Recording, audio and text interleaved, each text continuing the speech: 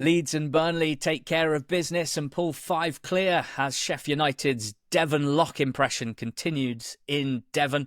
Cardiff have a fishy whiff and a stink of relegation after they choke on Stoke. Luton make a hash of it, Ohashi winning it for Blackburn. And Alex Neil's Lions throw a big cat amongst the playoff pigeons. In League One, Birmingham win the title but lose the trophy. Wrexham feel the pressure as those beneath them close the gap. But isn't pressure just for tyres? At the Pirelli, Burton tread all over Huddersfield to move clear of the zone. Bedlam in League Two, quite frankly, as skippers see red. Green's goals obscene. Tranmere produced the greatest limbs ever seen. And Port Vale set sail for League One. All that and more on Not the Top 20 podcast. I'm Ali Maxwell. He's George Elek. Hello. Hello. We are the playoff pigeons. Who would you say is the playoff pigeon right now in the Championship? I guess the playoff pigeon has to be West Brom in the... I was thinking Bristol City. Oh, interesting. But they were a cat only 2 weeks ago, and then they became a pigeon. I sort of feel like because West Brom have been in and indeed around it all year, I feel like they're still the playoff pigeon, even if they're not actually in the top 6 right now. But I would say that Tony Mowbray looks more like an owl, so it doesn't really work in that sense. Incredible start. I mean, when I say in the intro, as I think I do every week, all that and more in this week's pod, I mean, this week, I really mean all that and way, way more. I think that might have been the most entertaining and eventful weekend of the whole EFL season, which is pretty cool. Yeah. It's a long season, and you get to this point, and it's just such a joy when things like this happen. George, we had a message from Harry on Instagram who said, and this is just zooming in on stuff pre 3 p.m. on Saturday, said, is that the best set of 12:30 games in EFL history for pure entertainment, brackets League 2, promotion tension, brackets League 1, and yet another twist in the Championship? What's quite funny about this is that normally when we sit down on a Monday to record the pod, and I sit down on a Monday morning to kind of go back through all the games and things, it's all relatively fresh in the mind and the memory. But like yourself, and like I reckon quite a lot of people listening, since those games on Saturday, I've watched quite a lot of golf and not slept very much. I went through quite a big emotional roller coaster over the course of Sunday night. And so almost going back through it today, it felt like the games were longer ago than they actually were and as normal on a Monday.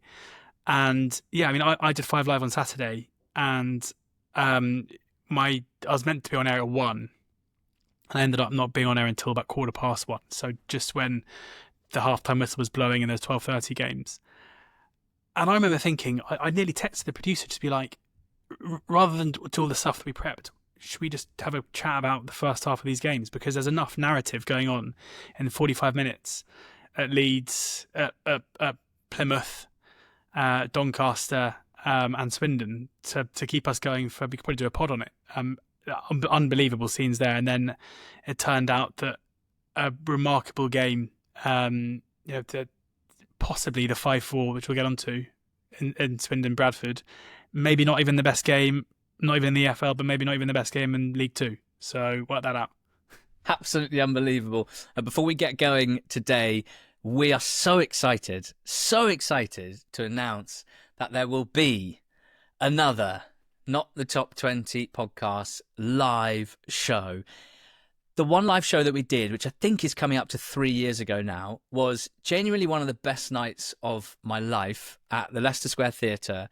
And so, George, Saturday, 5th of July, where will we be? The Crucible, Sheffield, on the bill for the Crossed Wires Festival. This is incredibly exciting. We are honoured and privileged to be asked to be part of Crosswires this year. It's a podcast festival that launched last year.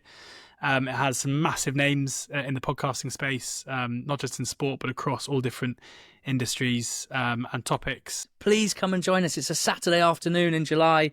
It's in Sheffield. Wherever you are in the country, you can get yourself to Sheffield. But in particular, given that we did the first live show in London, we would love it if some of you lot from up north would come and visit us, come and support us, come and hang out with us, because frankly, the show's going to be done by mid to late afternoon and we're staying over and we've got quite a lot of plans that evening in and around Sheffield.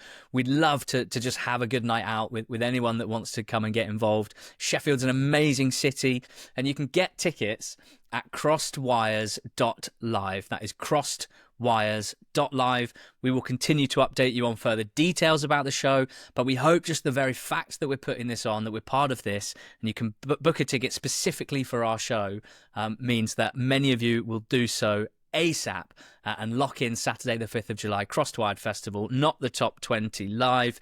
Going to be so exciting. And the Championship just gets kind of nuttier and nuttier. I mean, the top of it wasn't necessarily where all of the drama was this weekend, but there was still plenty of it. George, what has happened to Sheffield United? What a horror few weeks for them. Burnley and Leeds both won their games by 2-1. Burnley Friday night against Norwich. Leeds Saturday lunchtime against Preston. And at the same time, Sheffield United fell late in Plymouth by 2-1. They've now lost 3 straight to Oxford United, to Millwall at home, and then in Plymouth. It's an absolute disaster for them, and it means this 3-horse race is now looking like a 2.5-horse race at best. Yeah, it turns out you should probably shove your data into some analysis and work out how you can improve in order to keep winning games. No, I mean, obviously I adore the man, but it is interesting, coming towards the end of the season, stuff like stick your data where you want to stick your data, and stuff like we just win. Like the evidence has been there for quite a long time that normally if there's a statistical anomaly, it ends up reversing itself. It doesn't always happen in a 46-game season because it's probably not long enough for everything to right itself. But it's always felt like Sheffield United have been teetering on the edge of a poor run, and there's been some bad luck in there. Like I think on the balance of play they were not unfortunate, but they quite clearly could have got at least something out of the Millwall defeat, albeit Ivanovic maybe missed the best chance of the game for Millwall when they were 1-0 up. And here they've gone ahead in the first half where there was very, very little quality at all, but Raksaki getting the goal. Oh, what a lovely bit of whip on that. Really good goal and really well taken. But, it wasn't like Argyle hadn't threatened up to that part. Hardy had missed a decent opportunity. And when the goals came, again, an inability to deal with a set piece for Hardy's goal, which is how Oxford beat Sheffield United. No, this one was a corner, but it was kind of similar, where it wasn't just a simple case of the ball coming in and a finish. It was unable to deal with and clear the ball that was delivered into the box. And I guess kind of similar with the second, where Tajani's there for the follow up, even though it's from open play, but it's still the second ball from a failure to clear an attack. It was a game of few chances, of very little between the two sides. It's been the kind of game that Sheffield United have won consistently all season, but because they haven't been able to put, because they haven't dominated games in terms of chance creation and volume of chances consistently, then, it was going to happen that one time Tyrese Campbell would hit the ball with the big chance later on in the game and it would hit the side netting rather than the back of the net, and then the other team would go and score their chance at the other end. So it's come at an awful time. It obviously, it feels like a club and a fan base that was so buoyant after the win against Coventry, which kind of almost ironically was probably their best performance of the season. Like that was the way that they played against Coventry in the game before this run suggested to me like they were on the improve rather than set for a receding back into a poor run of form. But now it's full reliance on Leeds doing a Leeds or Burnley going through their own poor run. And they've got to make sure that they win against Cardiff on Good Friday to ensure that they can go to Turf Moor on Easter Monday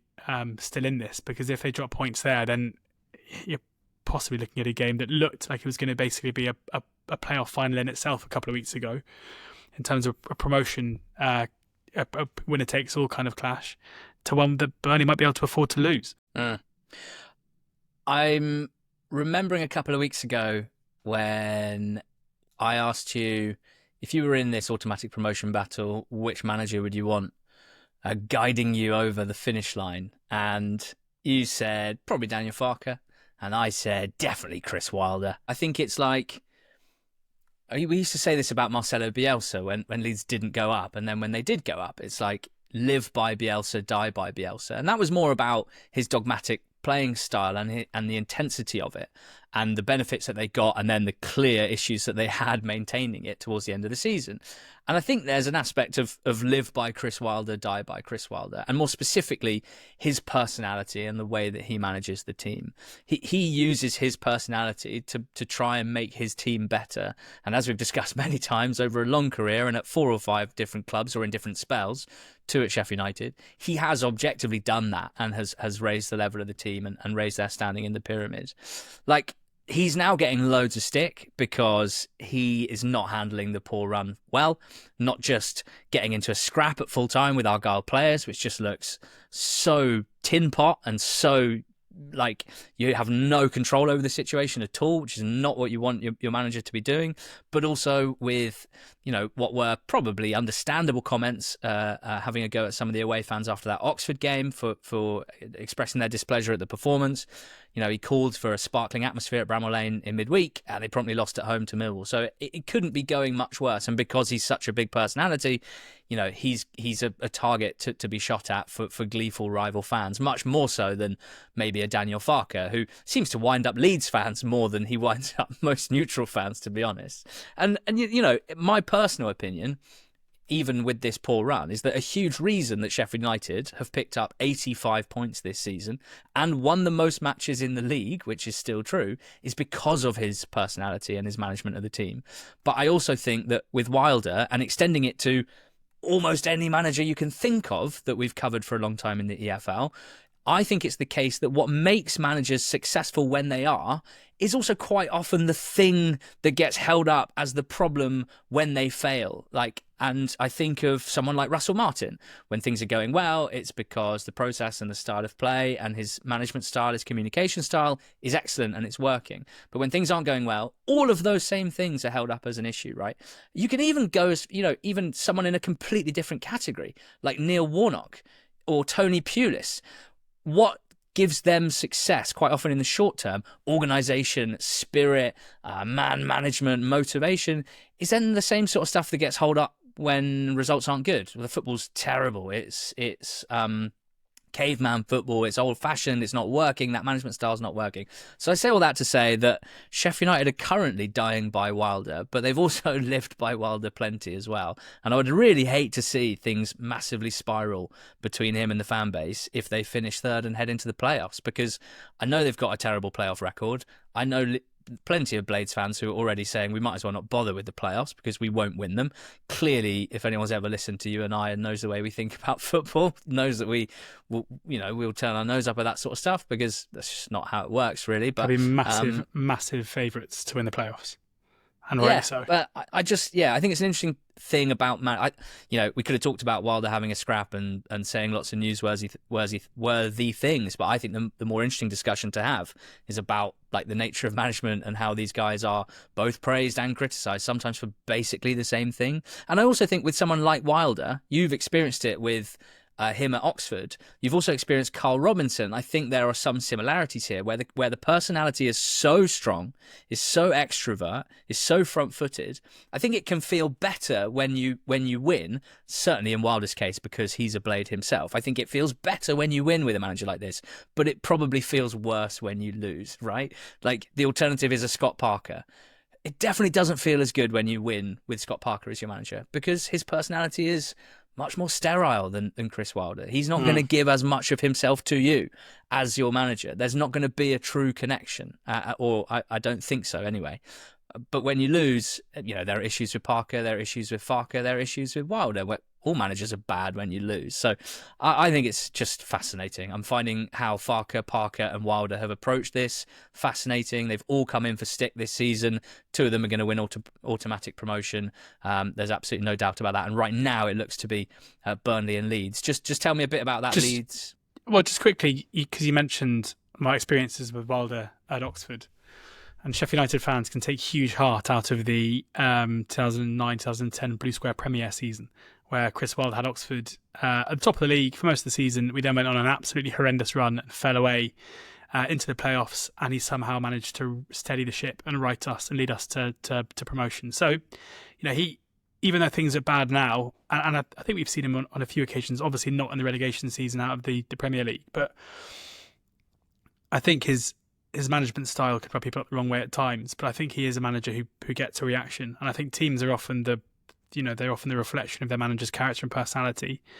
And I think having a scrapper like Wilder in a playoff campaign, like I'd be absolutely amazed if we saw Sheffield United roll over in the playoffs. Like if that is where they're going to end up, I think we'll see them refocused. And there's probably an argument that if it does come to pass that they are the ones to finish third, if it can happen sooner rather than later, that may not be the worst thing in terms of being able to refocus.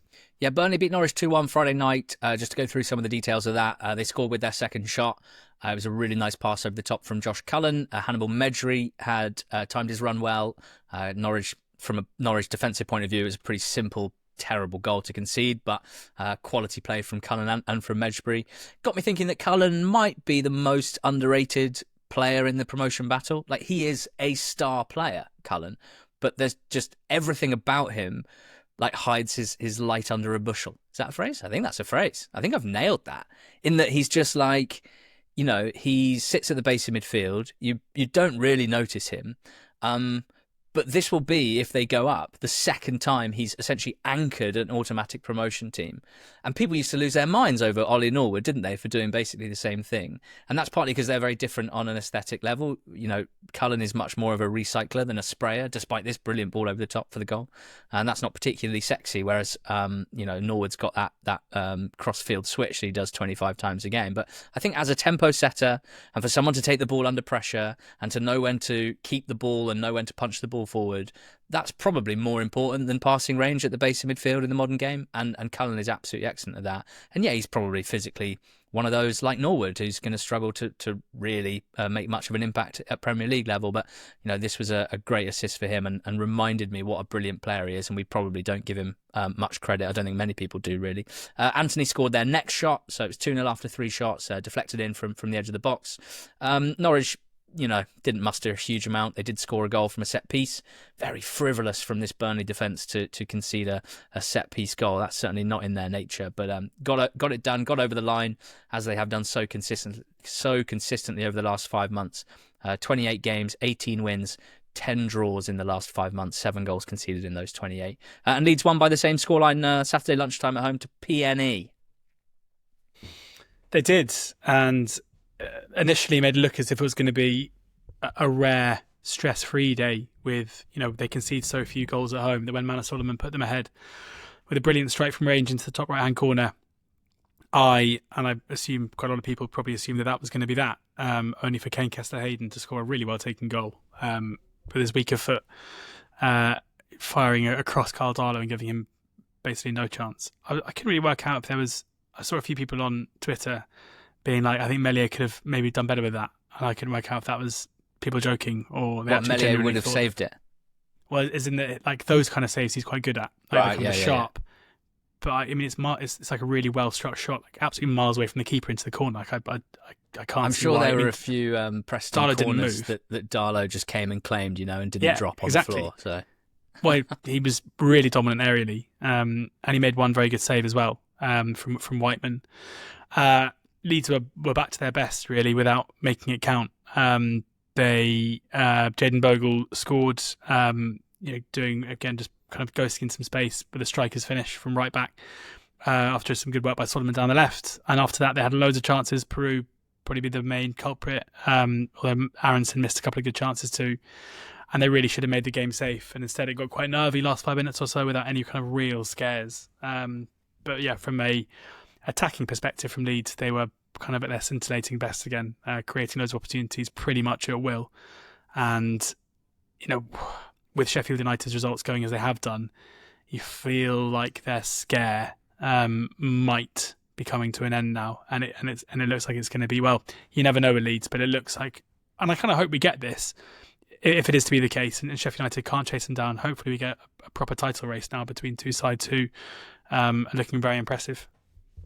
It's the 5th time in their last 8 league games that they've gone 1-0 up within 10 minutes, which is quite a remarkable stat.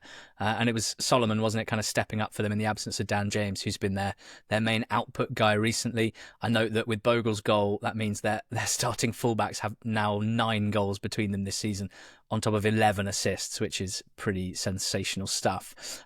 Now, we've already talked about the Sheffield United side of that result at home park. Now it's time to talk about Plymouth Argyle, who just will not be relegated, and potentially not until the very final day, if at all, George, because this incredible comeback win means that they are 3 points from safety. There are also 2 teams between them and safety, and that's important as well because they have to get above all of them. They don't just have to get above Derby, who are 3 points clear, and it's always worth remembering that. They have to get above 3 teams, but they've given themselves a chance. It was the home park late show once again. Only Leeds have scored more goals in the last 10 minutes of games this season in the Championship. That is, I cannot tell you what an unusual stat that is for the team in 24th place, who've won 9 of their 42 games. It's quite amazing. And you know, what's my take on it? My extrapolation of that stat is that normally when teams go down, they get accused of lacking desire or lacking character or downing tools or not being strong enough mentally in some cases. I just don't think you can level that at this group of Argyle players, and not least with the added cup run that they went on and the backs to the wall performances against Premier League teams and victories and performances in some of the biggest against some of the best teams in the country. I guess if they go down, it's like they were poorly coached for half a season. I think that's pretty clear. They're lacking quality in their squad, which is nothing to be ashamed of with the budget that they have. They've got 40 points from 42 games, and they have a chance. And they have a chance partly because there's still a lot of teams scrabbling around in the mud above them. Cardiff and Stoke went head-to-head, George, and Stoke left with what was quite a late winner, an own goal off of Fish. Yeah, and this is another case. I think Cardiff are one of these sides who, at the moment in this relegation battle, either play badly and don't win, or they play okay and they don't win. And there was very little, I think, between the Stoke side and Cardiff, and it came down to basically 2 moments. One was an opportunity for Isaac Davis at the far post, where he managed to, it was one of those was kind of an open goal, but it's a more difficult chance because the ball kind of comes up to him at a bit of an angle, but he still should do much better. So on the stretch, on the bounce, quite difficult. Exactly. Yeah. But even so, one that you'd probably anticipate that he would do better with. And then Stoke, who didn't offer a great deal throughout the game, they have a slice of luck with the save being made and parried onto Fish's legs and into the back of the net. So, yeah, I mean, it's... I think for Cardiff, it's pretty desperate times right now in terms of their own survival hopes. I think as a fan base, you can understand why they're wondering where the next points are going to come from. They have a huge game coming up on Easter Monday where they host Oxford. That is obviously the game that Cardiff fans would have circled as thinking is their best opportunity to win a game of football between now and the end of the season. But they go to Sheffield United on Friday, and that was a game that I'm sure Cardiff fans a couple of weeks ago would have had absolutely no hope for. But having seen 3 sides, 2 of which are very much in this relegation battle, beat Sheffield United in the last week or so, there's no reason that they should rule that one out as being an opportunity to pick up some points. But yeah, I mean, they're winners in their last 4 now. That 2-1 winner against Blackburn back in mid-March should have been, and looked like it was going to be so important for them. 3 draws off the back of that, and then this really damaging defeat to Stoke. This is just one of those games where going into the game, you have to make sure you don't lose against a side that you can overtake if you beat them. And yeah, as I say, just 2 moments where a chance is missed, and then a bit of a bad break against them, and they come away with nothing. Yeah, and after Stoke had conceded in injury time at home to Luton when they were 1-0 up to draw that game. This was a good response. They've actually won 3 of their last 6 games. They've picked up 11 points from 6 games. That is, very, very good timing from their point of view, and gives them a 5-point cushion with 3 teams between them and the playoffs and the relegation zone. For Cardiff, that mini league is not looking good. They beat Derby on the 25th of January, but since then they've lost to Portsmouth. They drew with Argyle. They beat Hull, but they lost to Luton and they lost to Stoke, and that is problematic. Luton didn't help themselves. I really, really, really expected something from Luton here. A home game against a Blackburn Rovers side that had lost, that had won 4 in their last 21 games. I'd seen, I thought, positive things from Luton in their performances, particularly at home. The one thing I felt was really lacking is like execution issues in the last 20 yards or so inside the box. Everything all right up to that point, but you've got to actually turn it into decent chances and take them. I think on both fronts they've been struggling. And they lost 1-0 to Blackburn Rovers. It was pretty quiet first half with not a lot of action. And then Rovers led after 52 minutes, just their second shot of the game. I kind of thought I had died and gone back to late 2024 with their goal, because it was just all of a sudden in the middle of the park there's a turnover, and it's like 5 passes later, Ohashi's through on goal and scores. Really nice play from Travis, from Dolan, from Hedges, and then really smart little finish. Great technique from Ohashi to kind of... I've never seen someone basically score 1-on-1 by turning their back on the goal and the keeper. Yeah. I genuinely am struggling to actually describe what he did to anyone that hasn't seen it. You're just going to have to go watch the video. He kind of used the outside of his right foot in like a turning motion. So by the time he kind of finished the shot, he was facing the other way. It was fun. Yeah, you know how... Makes me really wonder about his left foot. I was going to say, you know how when people say someone swept it home, and it's kind of like the instep finish. It was almost like he kind of swept it with the outside of his foot from a 1-on-1. Yeah. None of that makes sense. But honestly, just go and watch the tape. Sounds great. Asgard went Roy of the Rovers and almost scored such a sensational goal, but hit the bar. And then Milenik Ali also hit the bar from range, but Luton just not doing enough in that final action and losing again, just tripping themselves up again. They're 3 points behind Derby, and they play each other on Good Friday. And I am twitching already about that one. There was an insane game. Derbies at Fratton Park, Portsmouth 2, Derby 2. I will say this one was really visually pleasing from a highlights point of view, because there were loads of big moments, not just the 4 goals, and all of them were in front of the right set of fans. So one end is just decked in white, the Derby end, and then the other end, the Fratton end, in blue. We had Zetterstrom saving a penalty that he'd given away in front of his fans, Yates scoring a header in front of his fans, Atkinson scoring a header in front of his fans, Yates heading wide from 5 yards in front of his fans, so we saw head in hands from fans. Then Atkinson scored an own goal to put Derby 2-1 up, and then he was the one that just flicked in a punt forward from the goalkeeper. From a Derby point of view, from a Eustace point of view, knowing what he prioritises in terms of defensive strength and, shape and structure and set pieces, it's an absolute horror show. But it meant Rob Atkinson was a bit of a main character here. The first player to score twice and score an own goal in a championship game since Lewis Graben for Sunderland against Norwich in 2017.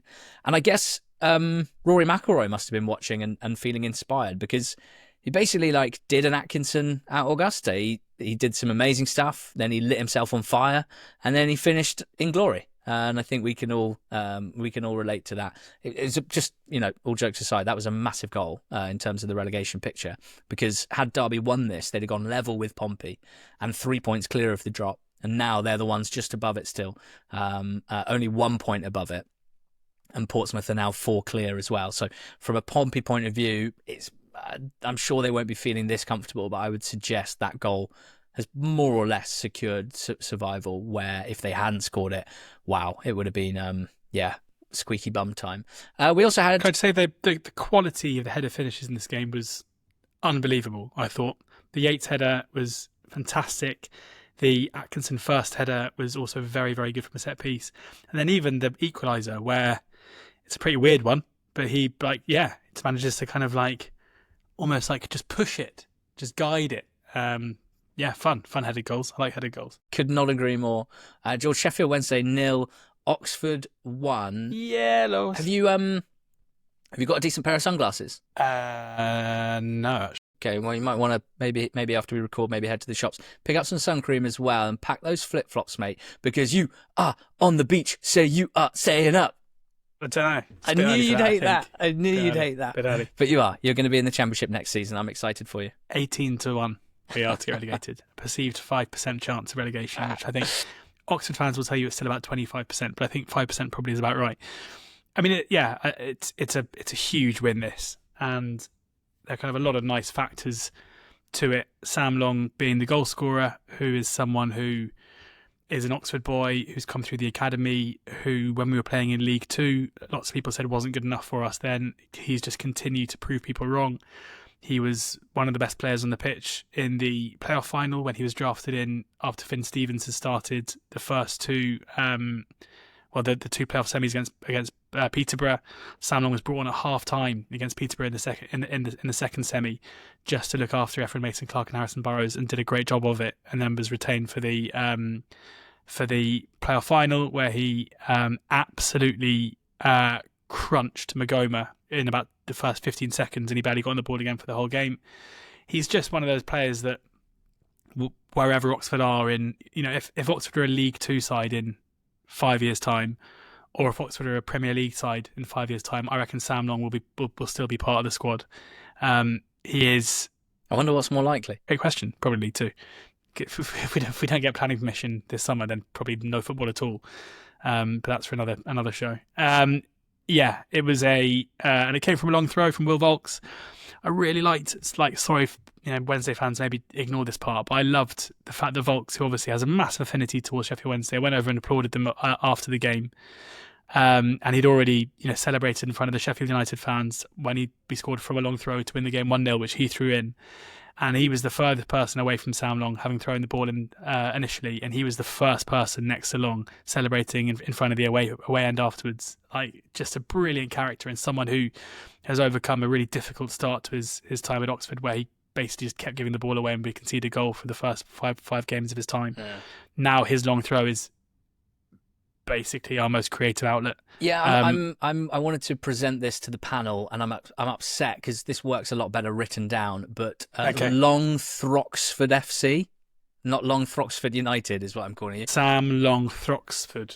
It looks much better written down because obviously throw is a different vowel sound to Oxford. But what I mean is 5 long throw goals is the most in the EFL this season. Throw it in the Boxford.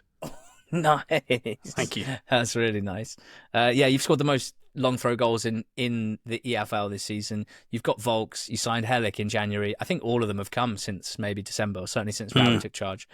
And I think basically just like Volks plus Elek is about 9 goals a season right there. Well, and Nelson. I mean, Nelson's often he's the target for the first contact.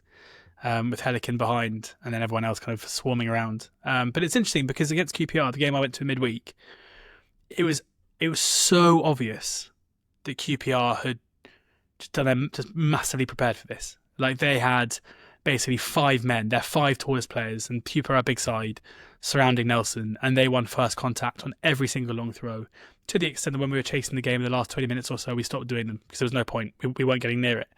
And it just goes to show that, a little bit of prep to combat your opposition's main strength goes quite a long way. Unlike Sheffield United, unlike Sheffield Wednesday, where every time Volks launched the ball into the box, it was causing absolute carnage. And you'd think that Wednesday, of all people, should know what was coming. Take out Nelson and you win the war. That's been true since, about 1800. But yeah, I mean, for Wednesday, it's, off-field matters are clearly taking precedence right now. They'll be frustrated at a home defeat, all that kind of strengthens their cause to point the finger at Chansiri and his ownership of the club and the perceived mismanagement of the club. For Oxford, it's just an absolutely massive win, and one that means that we can host Leeds on Good Friday, and rather than going into a game against Leeds kind of needing to get something, it feels like a bit of a free hit now, where if we get well beaten by Leeds, it's not going to be the end of the world. We'll also know what happens elsewhere because it's an 8 p.m. kickoff on Good Friday. And then go to Cardiff on Monday and make sure we don't lose that one. And I think we should be okay. So, yeah, big moment. 5 home defeats in a row at Hillsborough for Sheffield Wednesday. It's pretty tough to watch. I've just realised, this is quite selfish thinking here, but I've just realised, George, we've announced a live show in Sheffield on the Monday pod with possibly the fewest Sheffield-based football fans listening to it, given that Sheffield United lost to Argyle and Sheffield Wednesday lost to Oxford. So we've not really thought that one through, have we? And I've opened the pod by taking the mickey out of Chris Wilder and then gone in on Sheffield Wednesday in our game against. Right. What we do buy tickets though, and we will put on a really good show. Buy us a marketing course at the Crucible Crossed Wires Festival. Crossedwires.live tickets there. Now for the playoff picture. It's bloody exciting, to be honest. We have 3 teams on 60 points. Right, one of them are in the playoffs, and 2 of them are outside of it at the moment. Big winners were West Brom, or winners were West Brom. Big winners were Millwall. Get into them. Yeah, this is a big win, I think, for West Brom because they were starting to flounder a bit. 5 winless, 3 defeats on the bounce. A home game against Watford, absolutely essential given they travelled to Coventry next. And had they not picked up a win here and then they got beat by Coventry, that probably would have been season over. But they didn't. They were able to get past Watford. Watford, who are struggling quite a lot at the moment in terms of results, albeit, Lou Orns, friend of the pod, and other Watford fans that we know, Charlie Zazera, who does our social work for the England pod, tweeted that he's came basically away from the game being more enthused by this Watford side than he has been for a long time. So some positive signs there. I think recruitment's going to be incredibly important for Watford this season.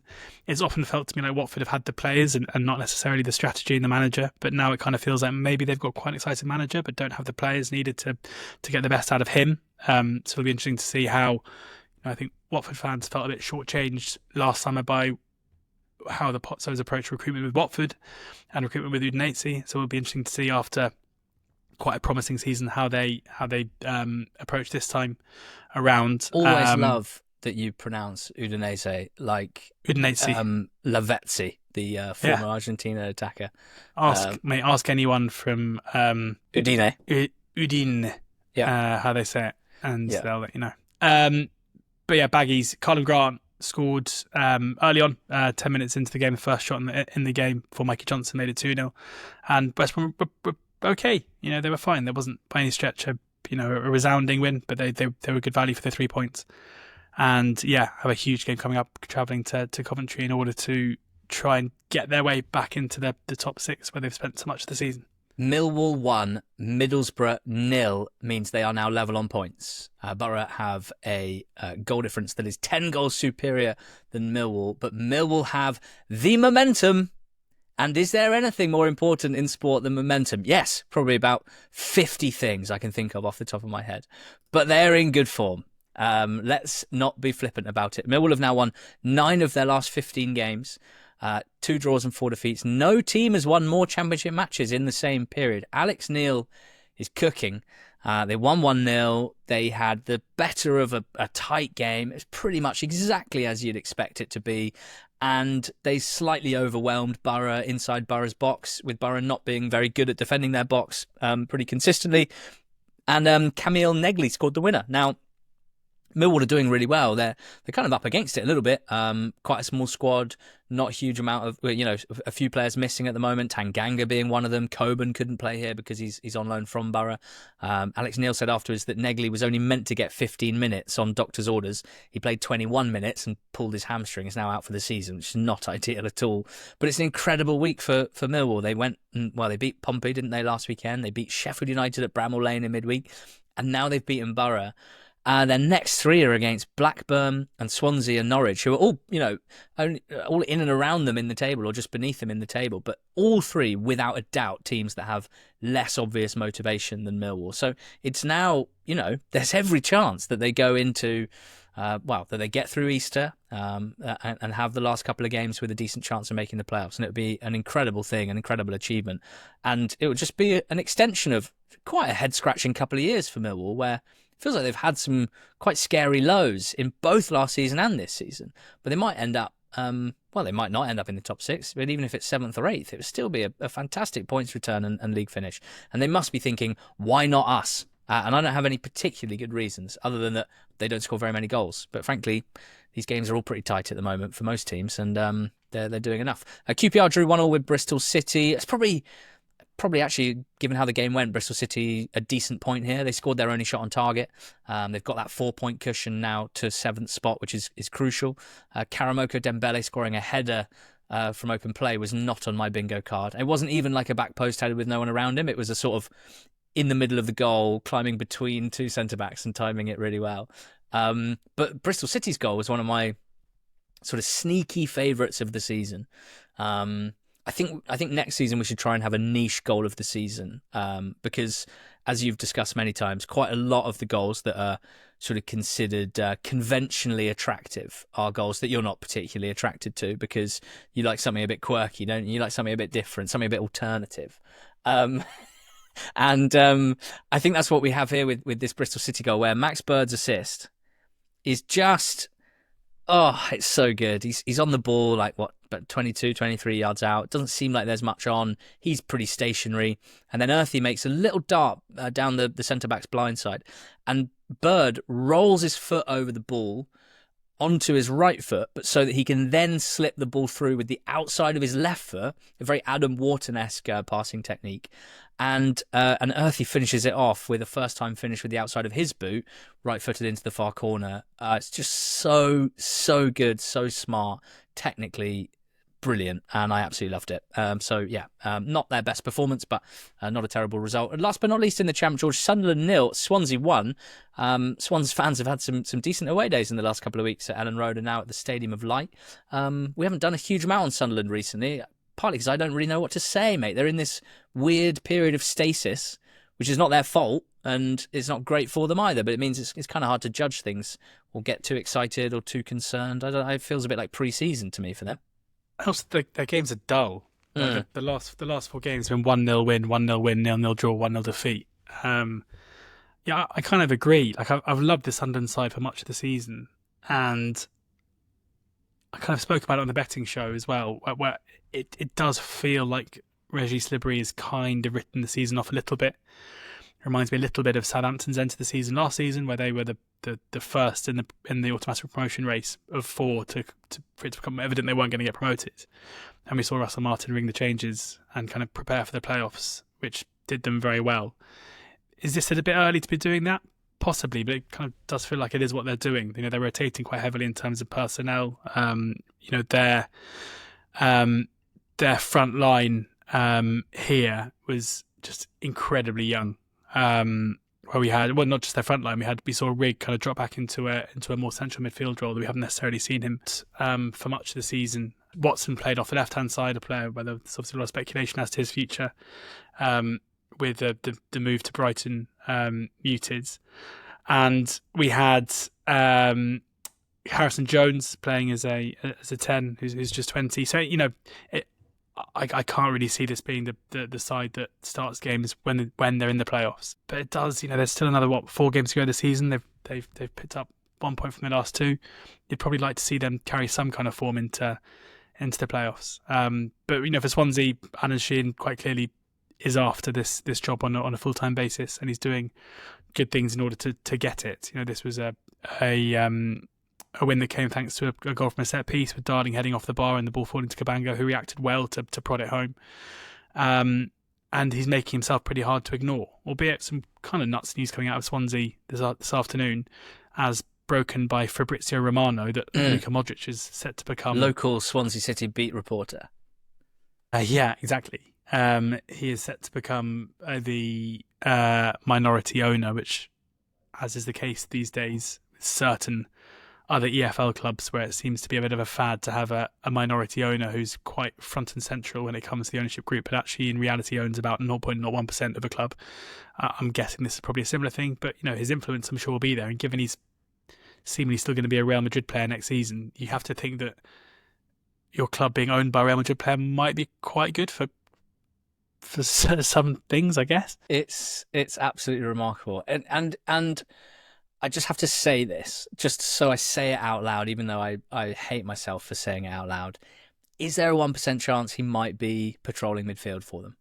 Would that even be allowed? Can an owner play for a team? Why not? Don't see why not. Because, maybe that's why they sold Matt Grimes. Maybe Modric was on the phone on last week of Jan being like, lads, Just get to the end of the season. I'll win the last Champions League in my career. Obviously not going well.